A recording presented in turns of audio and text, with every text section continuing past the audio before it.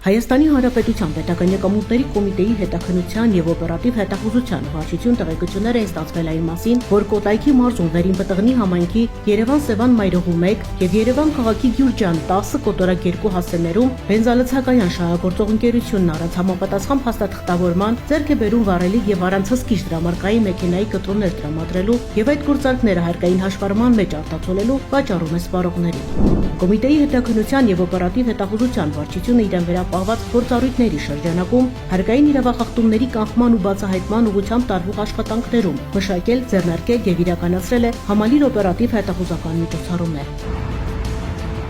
Այսպես, նախապես ճշտվել են ընկերության գործունեության հասցեները, վառելիքի բաշխի ճաշտարակների քանակներն ու պայստավորման տարածքների գտնվելու վայրերը, ինչպես նաև գրասենյակային տարածքների հասցեները միաժամանակ իրականացնելով նաև արտաքին դիտում օպերատիվ հետախուզական միջոցառումը։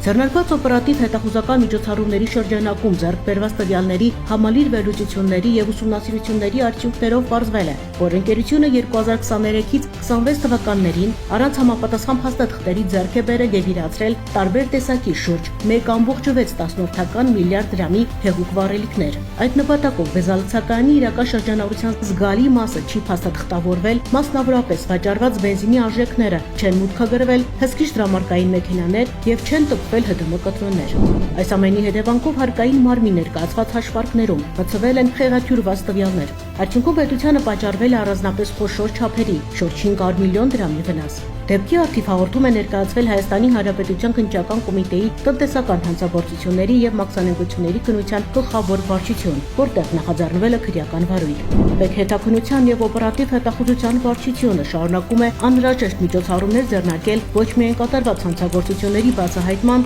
այլև դրանք կանխելու ուղղությամբ։ Միաժամանակ հորդորում է տնտեսվարող սուբյեկտներին հայտարարել իրական իրացման շրջանառությունները։ Պետական եկամուտների կոմիտեի տեղեկատվության եւ հասարակայնության հետ կապերի բաժին։